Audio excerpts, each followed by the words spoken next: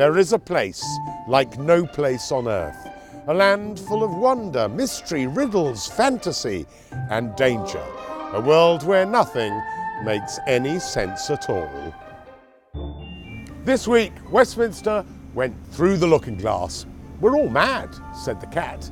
"I'm mad, you're mad. You must be, or you wouldn't have come here."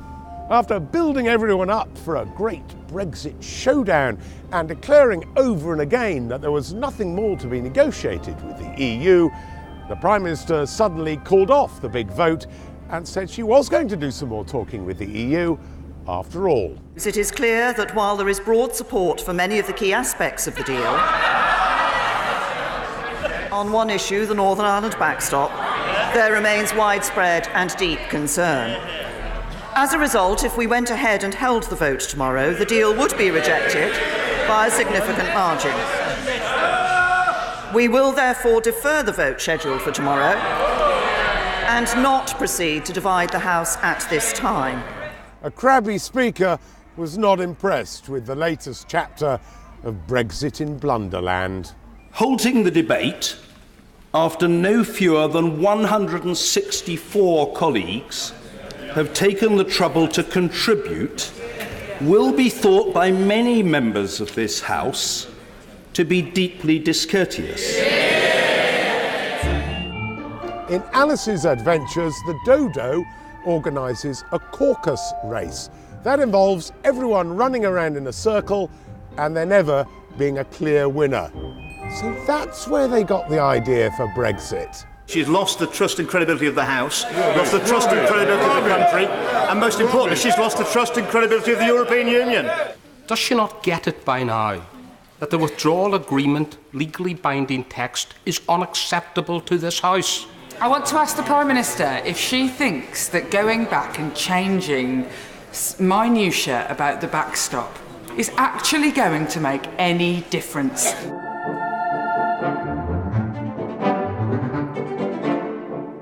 The government in chaos, Mrs May facing checkmate. Surely it was time for Labour to try to trigger a general election by tabling a no-confidence motion. After all, they've talked about it enough. All the other opposition parties urged the Red King to make his move. I and my colleagues will fully support the Leader of the Opposition if he now proceeds to a no-confidence vote as duty surely calls. You will have our support if you table a vote of no confidence. We will therefore support the Leader of the Opposition should he, as he should, table a motion of no confidence. But Jezza preferred to make like the caterpillar, squat on a mushroom and puff away on his hookah. People are in despair at the state of these failed negotiations. The Prime Minister is trying to buy herself one last chance to save this deal. If she doesn't take on board the fundamental changes required, then she must make way for those who can. So did he table a no-confidence motion? No, he did not. Curiouser and curiouser. And why not? Because if that fails, Mr Corbyn will finally have to tell us whether he is or is not in favour of another referendum, a decision he's desperate not to make.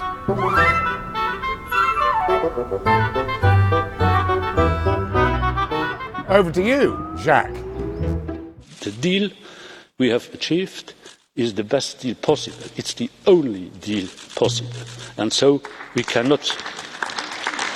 There is no room whatsoever for renegotiation. But, of course, there is room, if used intelligently, is room enough to give further clarification.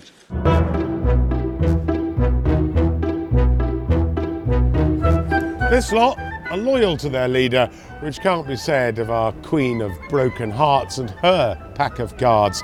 While she was away, the knaves came out to play, triggering the leadership challenge that had long been threatened. A new leader wouldn't be in place by the 21st of January legal deadline, so a leadership election risks handing control of the Brexit negotiations to opposition MPs in Parliament. The new leader wouldn't have time to renegotiate a withdrawal agreement and get the legislation through Parliament by the 29th of March, So one of their first acts would have to be extending or rescinding Article 50, delaying or even stopping Brexit.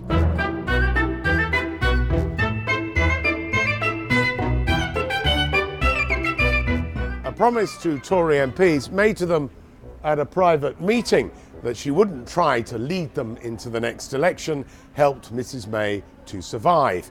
She kept her job, but only by pledging to quit it later. The result of the ballot held this evening is that the Parliamentary Party does have confidence. Beware the jabbermog. That serpent in a double-breasted suit popped up and hissed nonsense.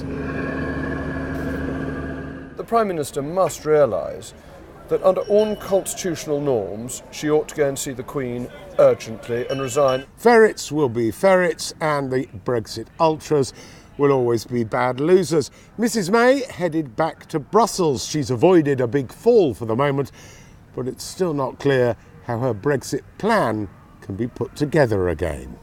I know the concerns there are in the House of Commons about this issue of the backstop and that they do not want it to be permanent. What I'll be talking to European leaders about here today is about what I think is we need to get this deal over the line. The Union stands by this agreement and intends to proceed with its ratification. It is not open for renegotiation. It is the Union's firm determination to work speedily on a subsequent agreement that establishes by the 31st of December 2020 alternative arrangements so that the backstop will not need to be triggered.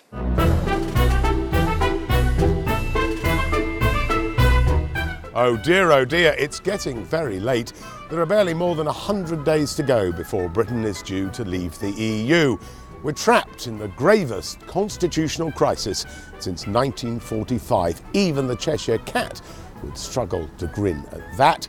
And the Mad Hatters at Westminster are still playing their fantasy games. Off with their heads.